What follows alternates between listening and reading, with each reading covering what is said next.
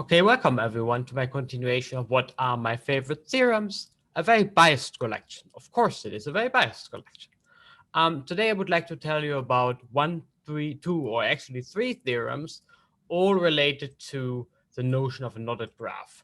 But maybe the theorems themselves won't be the main seller here today, but rather the notion of a knotted graph in the end, which is a field of mathematics which is not all that much explored.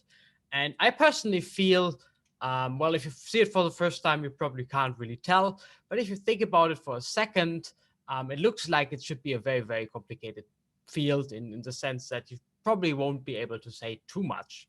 I actually find it very surprising that in the end you will see those three theorems, which I personally think are pretty powerful and kind of very surprising that you actually can show anything. And I try to convince you with a Mathematica demonstration. Of course, everything is linked in the description.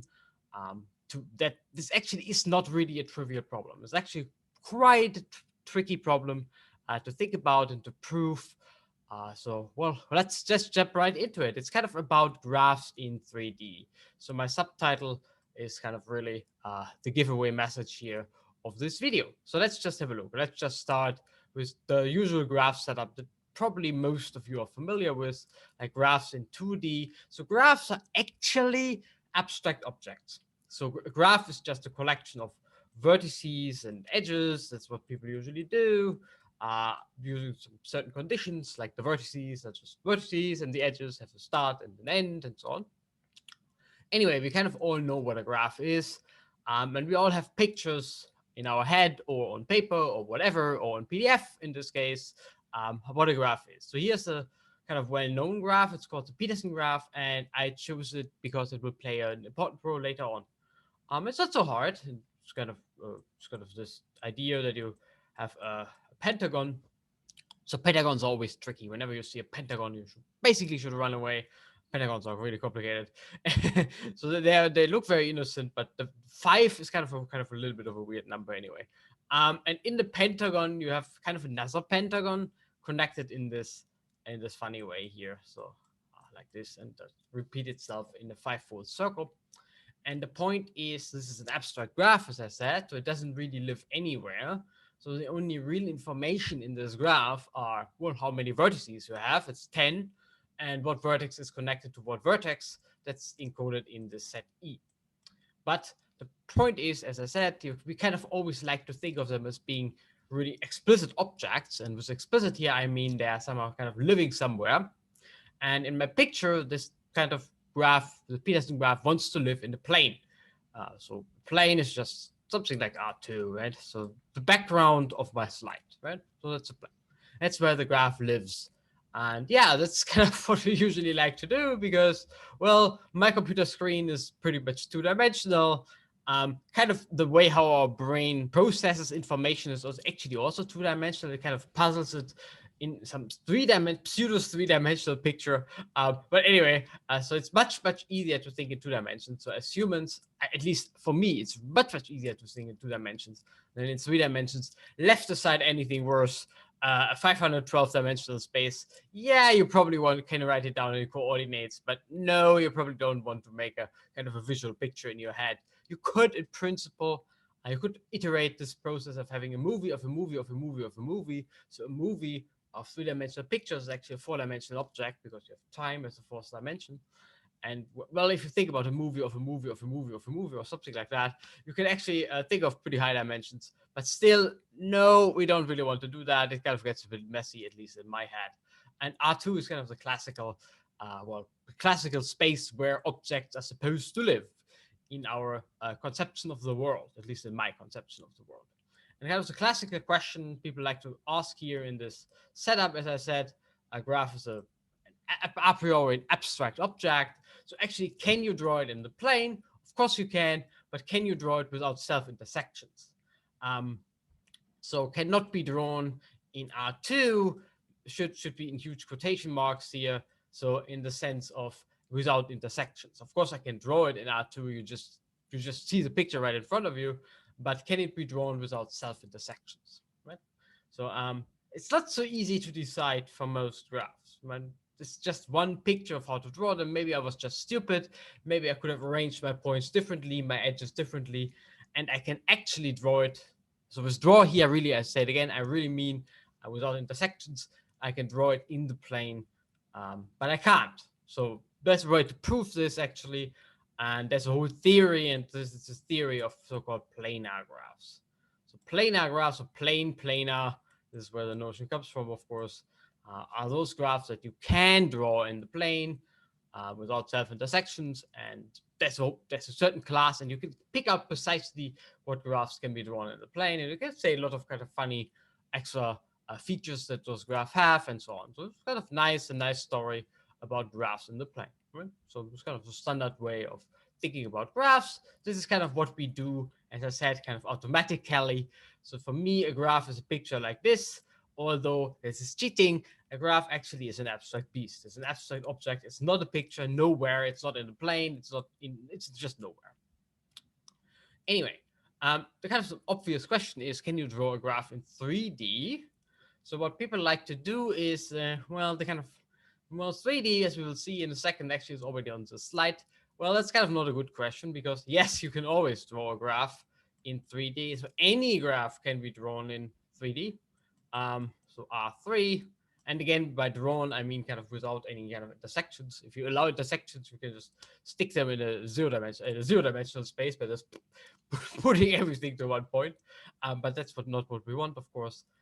But you can do it in 3D. So you might not be able to do it in 2D. Remember, my Petersen graph wasn't, it's just not possible to draw it in 2D without self-intersections.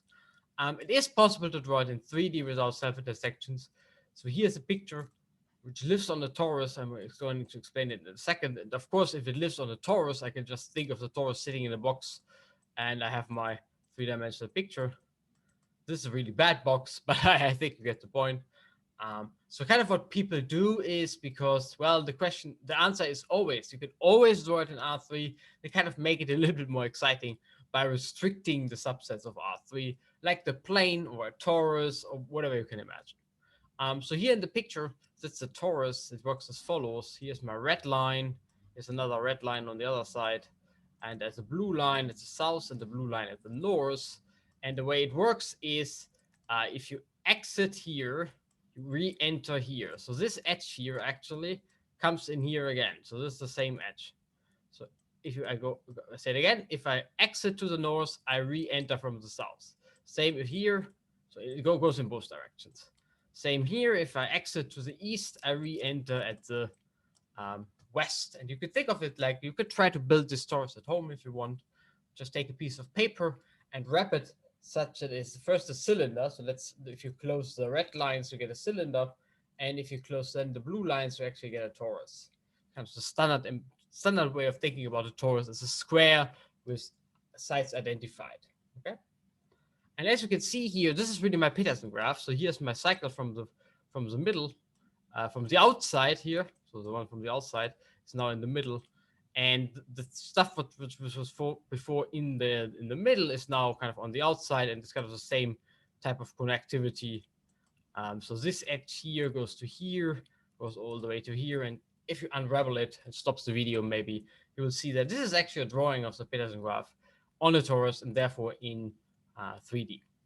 Point is here, again, this might not be the correct question to ask because it's a bit boring, since the answer is always yes. So before there was this kind of nice question, and the answer is sometimes yes, sometimes no, and it's kind of nice, tricky, and a little bit exciting to decide which graph you can draw and which graph can't be drawn in the plane. And then you get a whole theory about it. You think about it, you get good theorems, mathematical statements, new theorems, new approaches. But here it's kind of boring, since the answer is always yes. So sounds like it's a little bit stuck here with graphs in 3D. And of course, if you can do it in 3D, you don't even need to ask about 4D, because 3D is a subspace of 4D. 3D is a plane in hyperplane in 4D if you want. So it's kind of not the correct question. Turns out the correct question is the following. Okay, so imagine your graph in 3D. So this is a knotted graph. So we are coming now to the topic of this video. This is a knotted K6. K6 just means I have 6 vertices. Well, you can see them here, they're aligned. and each vertex is connected to everything else. So this vertex is connected to its neighbors, and via those other edges, it's connected to this one here, to this one here, and to this one here, and same for all the others. So it's a complete graph, K for complete. I have still no idea why the complete graph is denoted K, but it is the complete graph on 6 vertices. Okay. And what I would like to do is, well, this sits in 3 space, and you can see this because I'm kind of in this picture. It's kept track of which strand goes over and which strand goes under. This is a kind of a projection picture, remembering strands going over and under. So it's actually sitting in 3 space. And yeah, so this is an embedding of my abstract graph into 3 space. So somewhere here is 3 space, and my abstract graph sits in 3 space. Okay, 6 here sits nicely in 3 space using this picture. Okay, it's without self-intersections, as you can see. It's a little bit messy. Things go over and under and over and under, but it's without self-intersections. We already know that because you can always do it. But the correct question is not whether you can draw it without self-intersections, but can you draw it without knotting? Can you draw a graph without kind of the edges getting all knotty here? As you can see, this goes over and under and under and over, and I can't really decide by just looking at the picture. It looks to me like a very complicated question. I will show you an animation in a second. This is really not so easy to decide. To me, it looks like this is really unclear. Can anything be said? We don't really know. But here, I repeat the question. We are not asking whether it can be drawn without self-intersections. That's kind of a boring question. But can you draw it in such a way? Can you embed it in such a way? Can you construct it, if you want, out of some, I don't know how you construct it, maybe out of some wire or something? Can you construct it in the real world without actually creating a knot? Is that possible? And this is kind of a non-trivial question, because you can kind of arrange your vertices and edges in multiple ways and whatever. So it seems to be like a little bit of a mess. As you can see in the picture, it's not so easy to imagine. And the funny thing is, you can actually say something, and something non-trivial. So enter the theorems now about this knotted graph situation. So the theorem, kind of a little bit older by now, I linked the original papers in the description, is something like the following. So K6 is intrinsically linked, and K7 is intrinsically knotted. I show you another theorem on the next slide. But before, let's discuss actually those two notions. They're kind of the same, but in the technical details, they're different. So intrinsically is the main word here. So they're knotted no matter how you actually decide to put your vertices and edges into 3 space. That's what this intrinsically means. So it doesn't really depend. So this is, by the way, K7. So this is K6, my linked graph, and this is K7, my knotted graph. And yeah, we'll see K7 in a second. But kind of the point is, it's intrinsically, it doesn't matter. It doesn't, you have no chance. Even if you choose a different ordering, positioning of edges, vertices, doesn't matter. It will still be linked. It would still be knotted. And linked means, well, I've written it down here, that whenever you choose, there will be 2 cycles. That's kind of the correct notion here. There will be 2 cycles in your embedding which form a non-trivial link.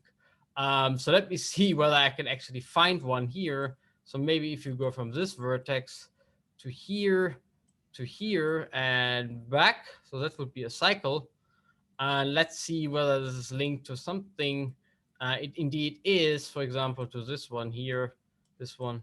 So there's this purple, and there's an orange, greenish thing. Ooh, it's not so easy to see, but anyway, they form a pair, a non-trivial link. And the statement here is, no matter how you would draw this picture, so no matter how you would do it in R3, it's intrinsically, you can't do anything. You will always find a linked pair of cycles. And knotted is kind of the same, just not referring to 2 cycles, but to 1 cycle. So 1 cycle that forms a knot. So let's have a look at Mathematica. So here's Mathematica. This is K7. I can turn the picture a little bit. There's 7 vertices, 1, 2, 3, 4, 5, 6, 7. And this net, the whole thing, so the marked cycle and the green edges, that's really K7. And it's arrangement of K7 in 3 space. As you can see, it's kind of a knotted graph. And what you can do here is you kind of change the embedding if you want. So You could play around in this demonstration, which, as I said, is linked in the description, embedding number 15 or whatever. And this K7 has quite a few cycles, 360 to be precise, and you can go through all of them. And no matter what embedding you choose, you will, in those 350 cycles, you will always find a link. We will have a look in a second. But this is not trivial because most of them are actually boring. So this one here, as you can see, is really not linked at all. And if you go through it, doesn't look linked. Nah, probably not. Nah, probably not. Nah, probably not, and so on. So there are not many, as you can see if you click through it. So this is really a non-trivial statement. So most cycles are not linked at all. But there will be one. You can click through point set 7 if you want. It will take you a while, but I know one of them. So it's this one, the one where we started. So this one is still not linked, but we can go through to 101. And this looks like a linked, this looks like a non-trivial link. If you stare at it a little bit, it will be clear that this is a link. The point is here, this is really non-trivial. So first of all, to recognize a link is not so super easy. And the second point here is that most of these 360 cycles, I can't really tell about this one. This one probably is just not, and so on. Most of them are just not. This one's also not, and so on and so on. So it's not a trivial problem to decide. So the theorem that this K7 is intrinsically knotted is really non-trivial.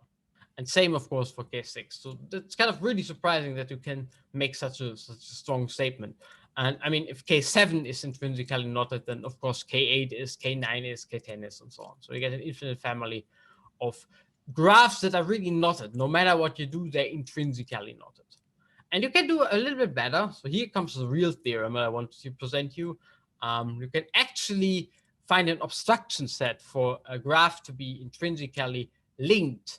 As far as so this is intrinsically linked. Remember, we had two notions, linked and knotted. As far as I know, in 2022, it's the obstruction set for intrinsically knotted is not known, if you want to think about it. So what do I mean by obstruction set? Well, there's a big theorem in graph theory that tells you whenever some notion is minor closed, you will have a certain finite number, you don't know how many, but you will have a finite number of graphs, and you just kind of need to check your favorite graph X if you want to decide whether it's, let's say, intrinsically linked or not. It's usually not very easy, but you just need to check whether it contains those obstruction sets as minors. And if it does, then the answer is, well, yes, it is in this case. And the obstruction set for intrinsically linked is actually not so big. It's just those 7 graphs. It's called Petersen family. So the Petersen graph here, another embedding of the Petersen, another drawing of the Petersen graph, this time with intersections in R2, and K6, the one on the top. So K6 was theorem set. K6 is intrinsically linked. Petersen graph is also intrinsically linked. And those 7 that you see here, the others, as far as I know, don't have any nice names anymore. Anyway, this is kind of the obstruction set. And the statement here, maybe you have seen the 2D version. The 2D version is the graph is planar if and only if it doesn't contain K33 and K5 as minors, and is not intrinsically linked. There's not missing. The graph is not intrinsically linked if and only if it does not contain one of those 7 graphs as minors. So it's kind of really a beefed up version, if you want, of the classical Kuratowski-Wagner theorem. So the 2D version is called Kuratowski-Wagner theorem.